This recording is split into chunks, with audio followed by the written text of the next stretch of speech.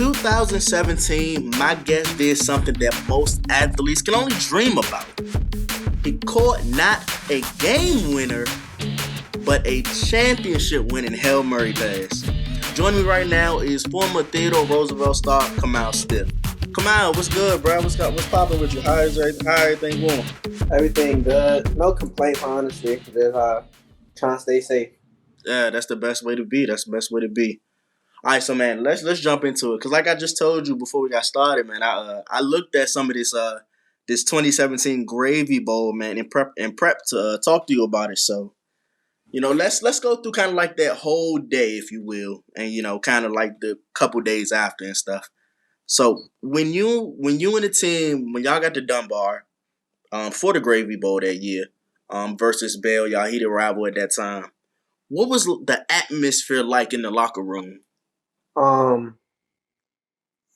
It was, for some reason, it was a little bit too relaxed to me. We had played Bell like a couple weeks back and without Leon, and we had blew them out. Right. It was the score was like we did our job, and so we came in and I knew it was going to be a hard game knowing Bell, and I just felt. It was like we was relaxed. Like we kind of knew going into the game it was going to be a good game, but we didn't know exactly how good of a game it was going to be. Right. Like walking out, like in the locker room, we pretty relaxed. We listen to our music, but going into the field, that's when everybody start clicking in. Mm-hmm. I'll say like a lot of the coaches pulled me to the side and was like really like. You gotta play through the whole game. We don't know what's gonna happen. It might be the last play, and like that's something Coach Chris told me at halftime. That's something Coach Tony told me. Oh, really? Like Coach Tony, our receiver coach, Coach Tony, came to me. He was like, "Yo, come out, like play through the whole game. I know this year didn't go the way you wanted to, but play the whole game, and it might come to the last play." And yeah, I was like, "I got you. Like we locked in." Right. So, and like you said, man, everybody knew it was going to be like an intense game. I think even me and KP said that. I think we did a championship preview of it. And we even said like it was going to be like one of those slobber knockers, if you will, throw some wrestling terms in there. Like it was going to be a crazy game. And it was because like I said, that was the big rivalry at that time, y'all versus Bell. Y'all had beat them earlier in the season. And man, it was intense. Bell, especially in the first half, kind of dominated. I think they were up 12-7 at halftime, but then as time ticked down in the fourth, like that last 5 or 10 minutes or so, that's when y'all really started to come alive. Let me see. Y'all forced Bell to punt. Leon went up top to Ruquan. And actually, even before that, the drive before that, Ruquan had a touchdown called back, actually. Yeah, that would have won the game. We definitely had a lot of penalties on our side. It was kind of sloppy. Yeah, that's true too. Execution-wise, we did okay. We could have did better, but definitely we did have some touchdowns and some good runs, especially from Zoe. Yeah. Me and like Zoe and I, we had some good runs, and a lot of it got called back due to some holdings or some small stuff. So. Right. But like so, the next drive after y'all forced Bell, and you had a nice tackle in the backfield on Tayante McKenzie to force that fourth down. So y'all forced them to punt. Leon goes up top to Ruquan, who catches a pass on 2 defenders, or it might have been 3 actually. Yeah, he had that fourth quarter. He had a crazy fourth quarter. He did, man. Oh my goodness, he could have got offers from everybody in the country just off of that fourth quarter alone. I told them in the interview, like honestly, like the line and Ruquan, like they did a hell of a job to even put us in position, like because going into like that 10-minute mark, like that third quarter, it was a slugfest. Honestly, like nobody was. It was really like 3 and outs, and you might get a first down, but we were stopping stuff, and so after that, it was just. Like fourth quarter hit, and we knew like we were still in the game because we didn't let them score. Right. They was running our offense too at that point, our Wildcat. So, like, that's true. It was like, yeah, But McKenzie, the running back, he was a tough running back to get down, honestly. So, but yeah, man. So like I said, then Leon spiked it, and almost like when Leon spiked it, didn't necessarily like you see like boom, catch the ball, throw it down. He kind of came up and maybe wasted like a second and a half, and then spiked it. yeah, So a lot of people controversial. Oh, it hit zero. right. Because It's Bell like, ran onto the field thinking, "Oh, we just won the championship after 4 yeah, years." to me, it's like I don't think people people watch NFL and they see like 4 seconds. Oh, you can't get there in time. But no, we're in high school. Like time Right. stops and you gotta wait Yeah, for the exactly. ref. Like it's not the players you gotta wait for. You gotta wait for the refs, honestly. Right. And so honestly, we could have been booked and got a flag for it because I know some people wasn't lined up. Mm-hmm. So, but nah, we had 4 seconds left. Since the first down, we waited. It was a refs was taking. They was running down, but yeah, they was. We got there. It was really nerve wracking only because you can't spike from shotgun. So I'm yelling at Leon. I'm like, yo, on the center, you got to be on the center to spike. We get the spike. They ran up to the field, but I'm like, yo, like we got time. We got a couple. Like we got at least 3 to 2 seconds, if not one. Right. But we're at least something to get something off. Yeah, we're on the clock, and I think we had a timeout at that point too, something like that. Think we got it. We got the spike, and I think we had a timeout, or whatever the case was. I think Spike did call time. Yeah, I think we had one timeout. Then that's what 2 seconds was left. I think we had one timeout left. If not, then we was in a huddle what seemed as for a long time. But like, it's just like we go into the huddle and he calls. We go empty at this point, so he calls trips left. So it's supposed to be me, Jesus, and Ruquan on the left side. But because that's the wide side. That was the wide side. Yeah, that was the wide side of the field. But Ruquan lines up on the left side.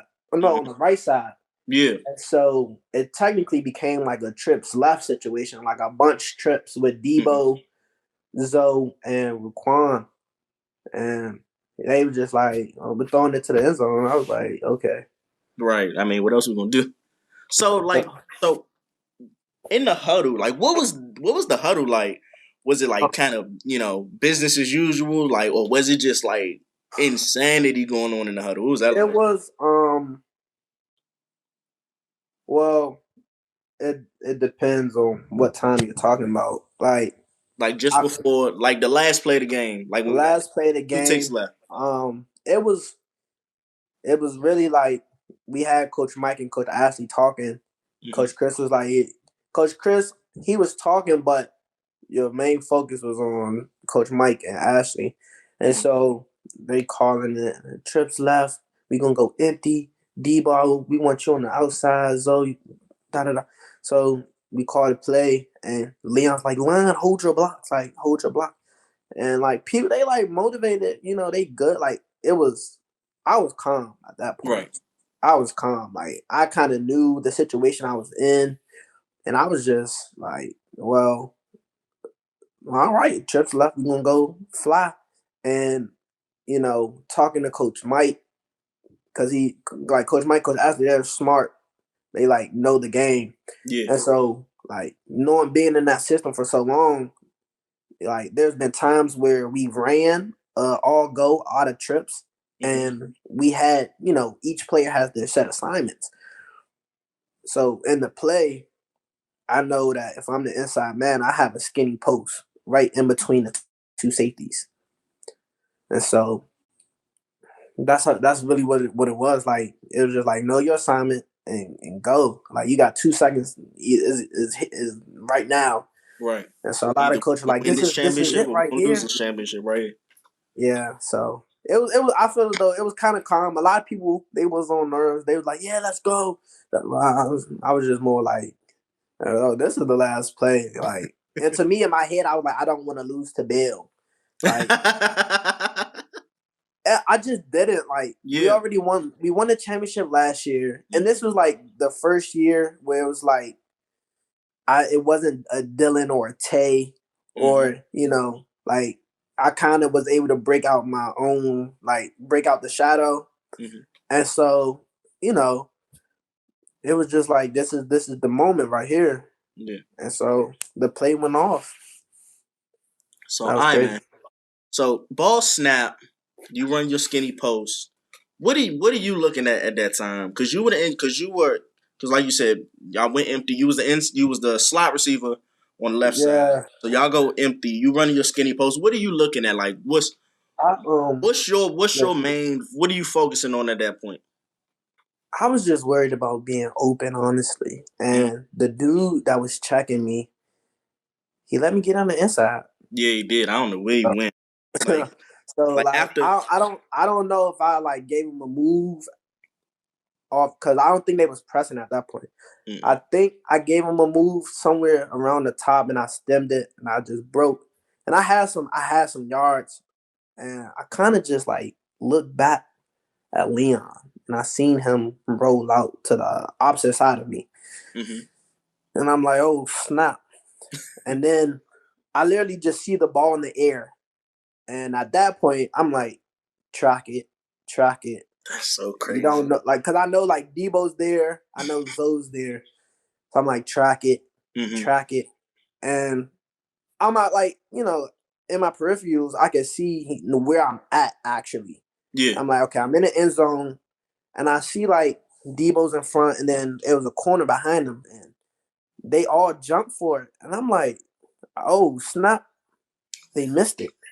Because I was really prepared for like a tip. I was prepared for like that's what I was thinking. Tip it, like kind of catching like off the ricochet. When you watch games, like when you watch Aaron Rodgers play, when you watch Tom Brady and all them play, and they have to do a Hail Mary, it's always somebody just in the back, just sitting waiting. And so I was just like, I'm gonna try to get in the back and wait for a tip just in case. Like if anything happens, I know I can possibly get there.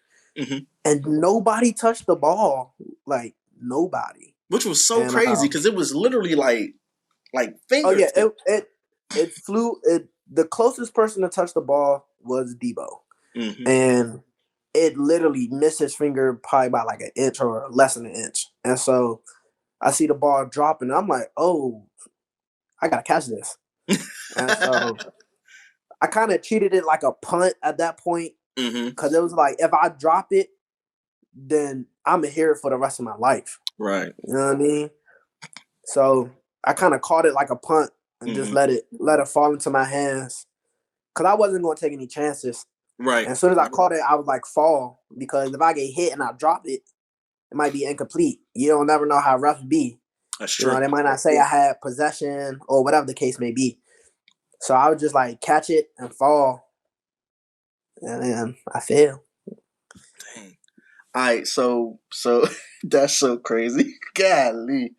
So like from you just selling it, like so I'm picturing it from the angle I had, and then the angle who's Mizzou had in the back of the end zone, which is the craziest, which is the best view. So all right, boom, catch. So you caught like you say, you caught it, failed. Like, what's the first thing popped in your head? Was it like what? what? It was more like, yo, we just won the game. It was like, in my head, it wasn't like, oh snap. It was like, yo, we just won the game. And so like I popped up like, yeah, we won. Yeah. And I got like trampled. But like I caught the ball and I waited for the ref to say touchdown. Once he signaled touchdown, that's when I was like, yo, like this is crazy. Yeah. But I was like, we won though. In my head, I'm like, we won. And then like I seen like everybody in Roosevelt's crowd, they was going crazy. I was like, and it was crazy. You get tackled at the bottom of that pile. I did. It's cool though. Like I'm not mad at it. Yeah. So that definitely happened, and like I kind of after I got trampled, I ran over to the stands and found my mom. Oh wow. She was like, "Oh my God, you did it! You just won the game." And I was like, "Yeah, we sure did. We sure did."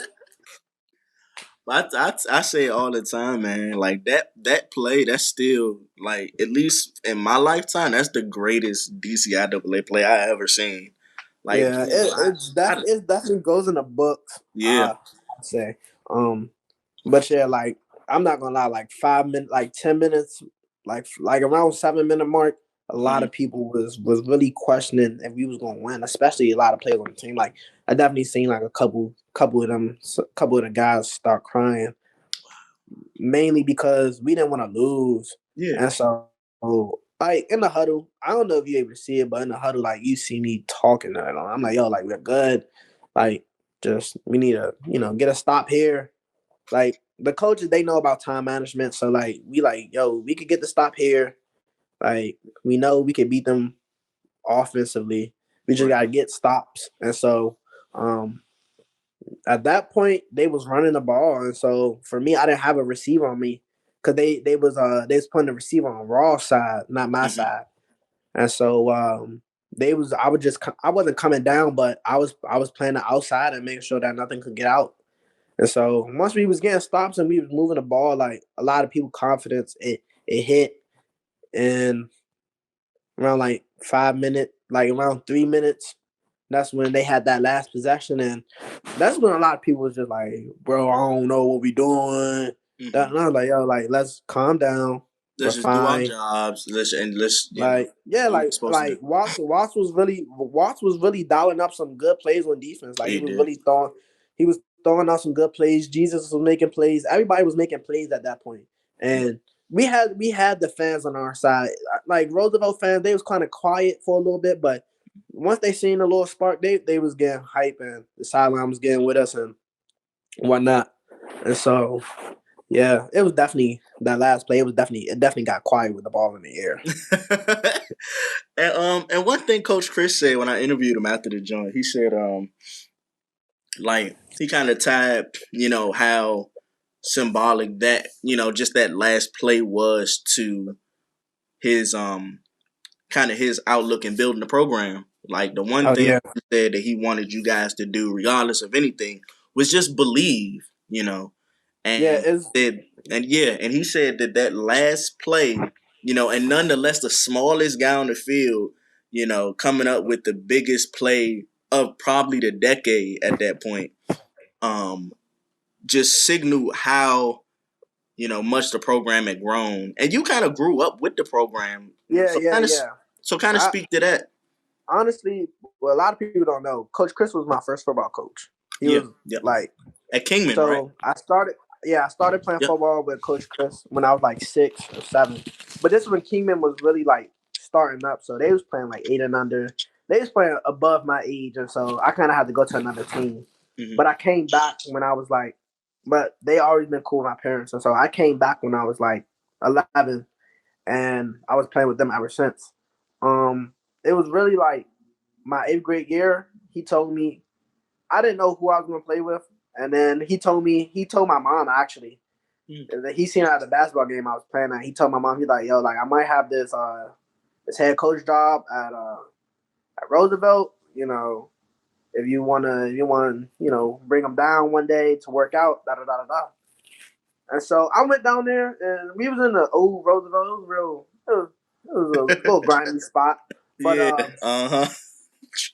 the coach, I knew some of the coaches, and you know, my 9th grade year I didn't play because I went to Banneker and they had their whole rule, Yeah. and so I grew up like 9th grade. I knew about trusting the process, and I knew Coach Mike's offense, and I knew Watt's defense, and so it's like I knew what they was trying to preach to the team about Hmm. trusting the process, especially with Coach Mike and him and Coach Ashley working on offense and the people that they develop within their high school careers was just remarkable. So you know we just trusted what they were saying, and so because at the end of the day they been to where we wanted to be at, Right. and so they kept preaching trust the process, don't rush anything. Like like Coach Mike literally said, like he'll literally tell you, he said do your job and everything will unfold, and so that's how Mm. it kind of was. And so we I think just that described that last play all the way yeah. around. For Yeah, real, for real. so honestly, like trust and process, that's by far like the biggest thing that was preached, and that allowed us to trust the coaching and what they were teaching us, because we were able to take what they were teaching us, whether we was in doing film study, whatever the case may be.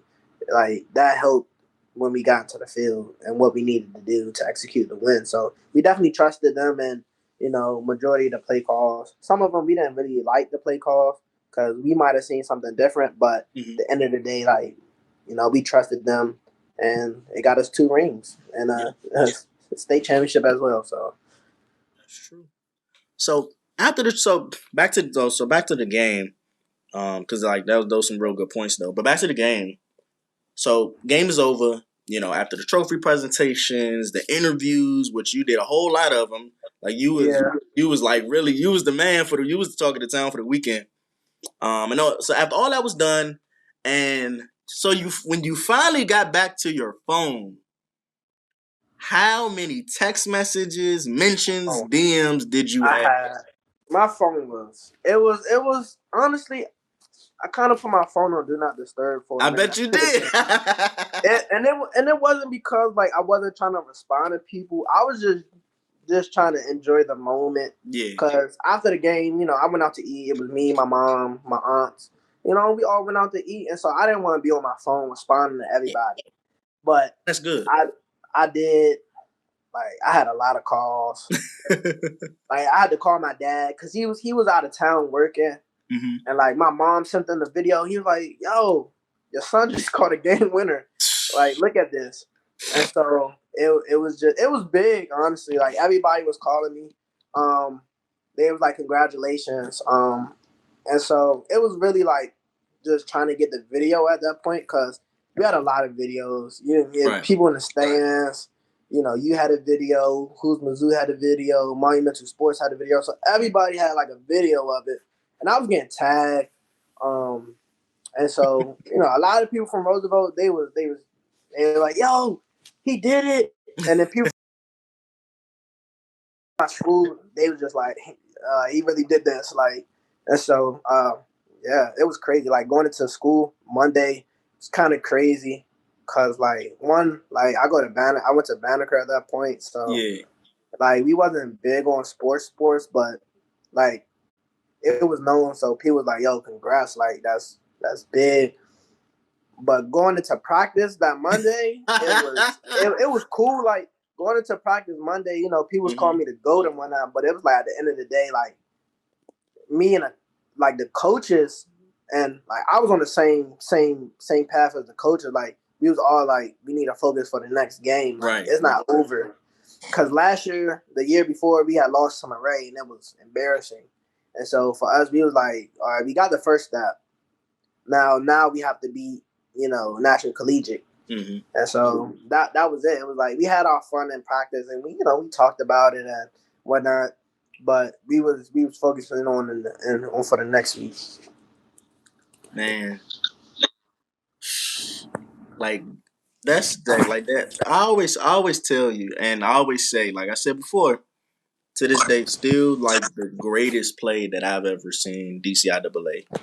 So when you look back at like that team, that 27 Roosevelt team that played those two the Gravy Bowl and the state championship, if somebody was to ask you, what did you think about that team as a whole? What would you tell them?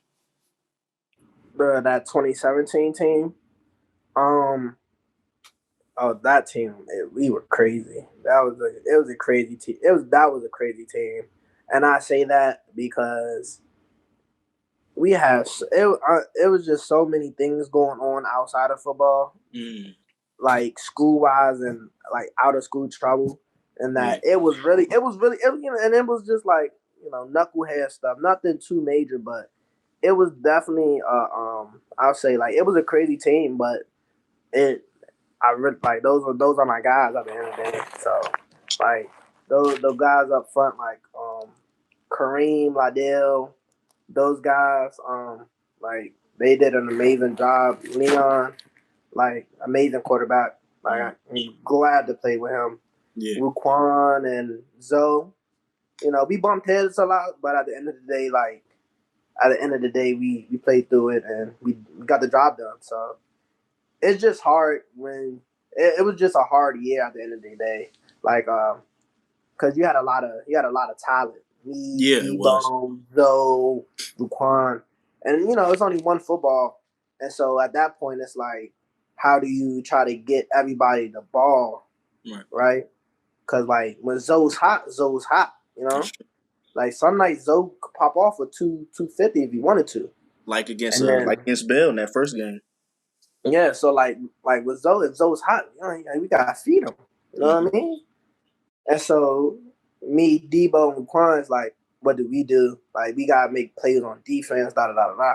And so it was kind of hard just because we had so many playmakers, and we were young at that time too. Like we didn't really, we all trying to go to college for free, and so at that point it was hard, but we played through it, and those my guys at the end of the day. Like Zoe, he did probably one of the most unselfish things and gave me the MVP after the game, even though he had like 140 rushing, and like I think he had a touchdown or something. I don't know. Like Zoe had a good game, so it was just like overall we had at the end of the day we all came together like when we needed it the most. So especially on defense too. Defense we were tight. Like defense was tight. They was always tight because they was just like Jesus. Like he was eager to hit, and then you had Debo and Liddell up front, and front seven was crazy.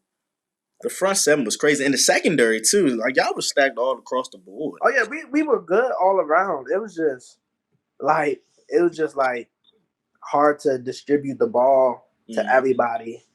And one of those good problems to have type of thing.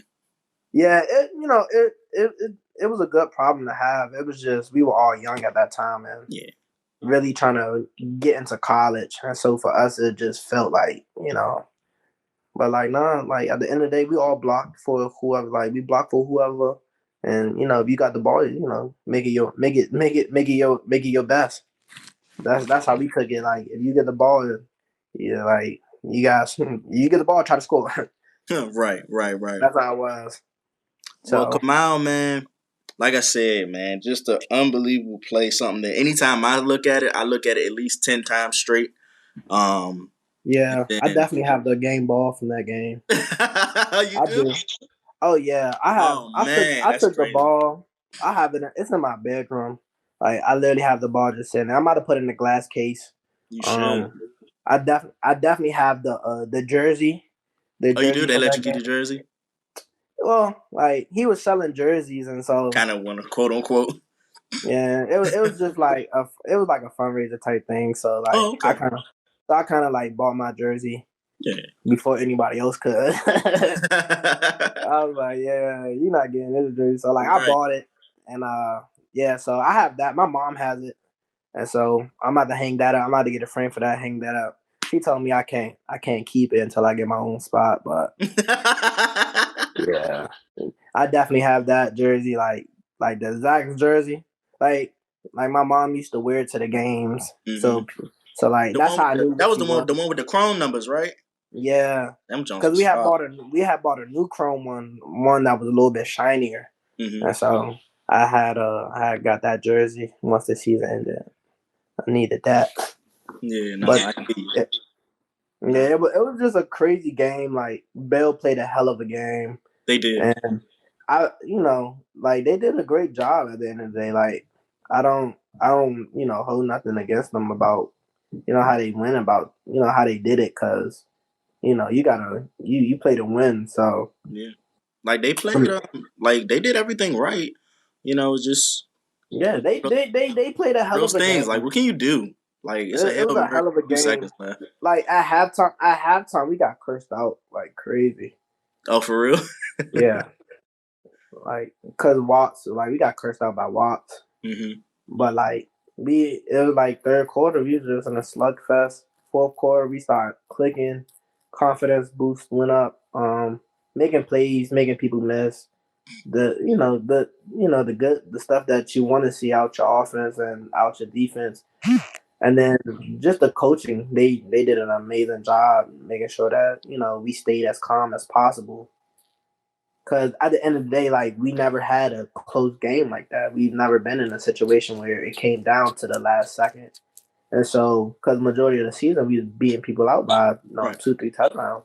And so for us, we was. I think the closest game y'all had as far as in division was, I think it was the Bell game. It was like, man, that was like 2-3 touchdowns. Yeah, because I think that year, who did we play before?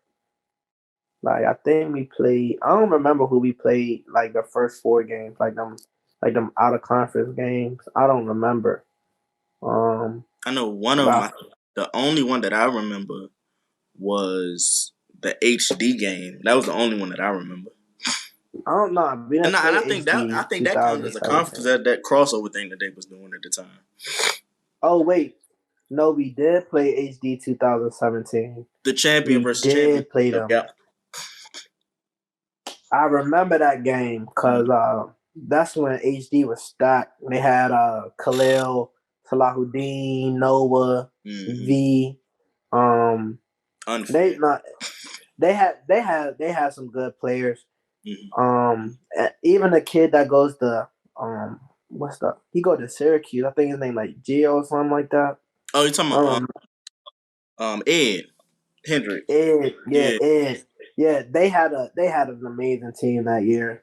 And playing them, we actually had I think that was by far our closest game because we lost to them by I think 14 or 18 or something like that. It was it was a lot closer than I think people want to give. Yeah, a lot of people on the score, people think oh, we got blown out, but the game itself was really we was fighting at that game. Right.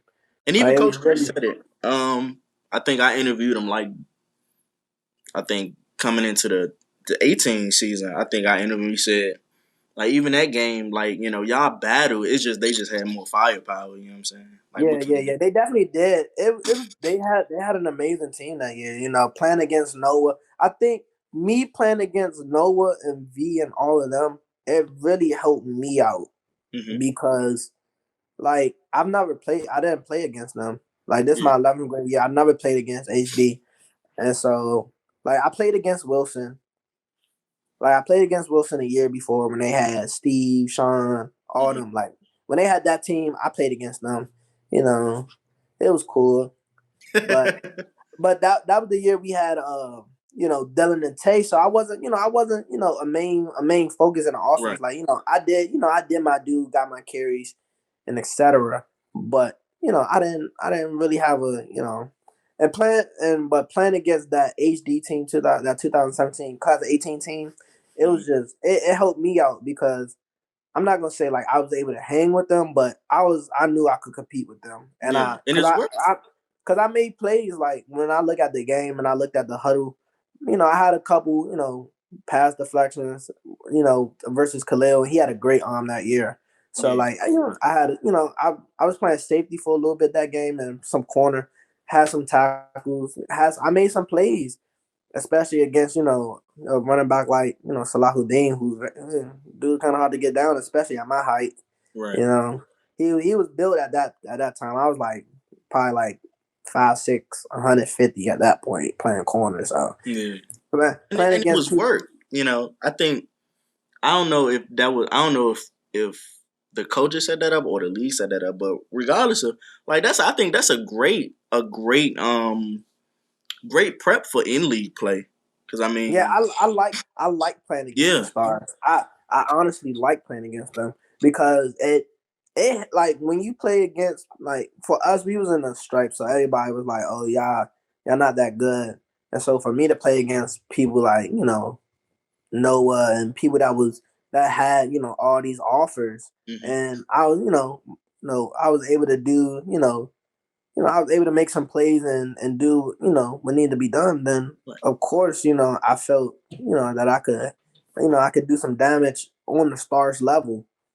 And so that definitely, it boosted confidence for me at least and for the team.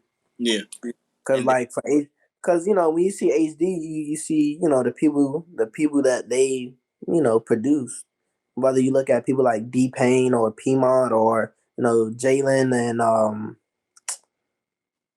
it's like they got and Chuck right now, like they have that's a whole show within itself, just the boom boom boom. like they have that that lineup, and they have that history of putting kids, putting athletes in positions so they can succeed at a high level. And so for me, I was just like, me playing against them, it was good. I needed that, and so I enjoyed the game. Yeah. And that's something I think a lot of before I let you go, I think that's a good point. I think a lot of young guys today could kind of take that mindset on, you know, yeah, of course you want to win and you play the game, you play to win the game, like Herman would say, years back. You play to win the game, Of but course. you can always take something, whether win or lose. You can always take something from the game, and I think that's a real good way to look at that. Yeah, of course. That's work. That's good work against a team like at that time. Like it's like at that time I felt as though like I was in, like, for DC athletes, it was just a golden era to me. Because Yeah. honestly, like me growing up, I wasn't hip to who was playing where till I got there. And once I got there and I seen like who Friendship had and who like who had who, and I'm like, oh, like these kids going to Syracuse, like Nakeem, and you got Christian at Temple and Chauncey. So you have all these guys that's in at Friendship or at whatever school they at, and they was doing numbers. They were doing crazy numbers. So it's like that's the people that you try to that's the people that you want to play against, or you want to work out with, whatever the case may be. Because at the end of the day, like, you gotta try to be the best player you gotta be. And so, like, playing in the stripes, I had competition, but it's like it was bigger, bigger fish in the sea. Yeah. And that's who they were at that time. HD and Wilson, they were stacked, and that was the competition that I wanted and that I was really striving for. Because I wanted to be, one of the best athletes out of DCIAA in football. I wanted to be one of those people to be like, yo, like he came in, whatever grade he came in, like 10th, 12th, and he dominated. Like he was, like, because when you talk about Sean, you be like, yo, he arguably one of the best receivers coming, class of 17. Class of 17, you had crazy receivers. You had Tay, Dylan, Sean, Nakeem at Syracuse. So you had crazy crazy athletes. 2018, crazy athletes. So for me, it was like in 2019, that was my graduation. And so it's like I just wanted to have that, like, yo, he came in and he dominated. He did what he needed to do to win. So, well, I think if anything, I think people going. You talk about being remembered. I think people gonna remember, Great 2017. But like I said, man, I appreciate you joining me, just to kind of walk down memory lane and some real good pieces of advice, about, how to take things from losses and, the importance of competition. I think a lot of young guys, who are here, who are listening, I think they can really take from that more than anything, that we've talked about. Yeah, you play. But if anybody ever wanted to, kind of pick your brain, about football, about, just your time at Rose, like how can they hit you? Like, shout your social medias out and all that. Yeah, you just hit me up on my Instagram. It's Malvino, Mauvino. Just hit me up, and I'm always down to talk. It's cool. It's cool to help out the next generation of athletes. Honestly, like, it's just like me playing in college at Bowie. Like, it's just a lot of politics and a lot of stuff going on. Mm-hmm. And so for me right now, like, I'm low key looking at being, a coach. Not like at Bowie too. Like, I'm trying to see if I can get me like a graduate assistant position or a student assistant position where I help out in the offense. If I don't, with this COVID, you don't know what's going on. So that's true. I don't want to, if anything, I feel as though I have an eye on coaching because it's a lot of knowledge in the game, especially being at Bowie. Got some great coaching, and last year with Coach Nemo, like it was amazing. Like, he's a young coach, like he was like 24, 25, coaching really? The receivers. I didn't know that. Yeah. Yeah, Coach Nemo's a young dude, and I know that. he's smart. Like, I'm not surprised he got this offensive coordinator job. At Wellington, like Right. he's pulling like a lot of athletes, and like dude he's a goat, man. Just me being in his office and me talking to him, like I was able to gather so much information on the game, more than like it was a lot of information I was able to gather and pick his brain. So it's good. It's So, good. and speaking of COVID, and it's the last thing before we get out of here. With everything that's going on right now, unfortunately, a lot of student athletes right now, especially, you're looking at like the class of 2021, a Yeah. lot of uncertainty. You have anything, any encouraging words you want to share with, some of these guys just to, I mean, I they spirits up? understand. I understand how they feel as an athlete. I understand, but you also gotta understand, like, we not trying to put y'all in a situation where y'all getting sick. Where you can infect, your family and etc. Like, it's like we love, we want a free ball, and we want to play ball. Of course, like I want kids to play because it gets them off the streets, but at the end of the day, like we gotta keep sports is like you're gonna stop playing sports at one point. You gotta continue to live though. So at the end of the day, like coaches still gonna hit you up, and you just gotta be patient. Honestly, like if you gotta walk on, then walk on.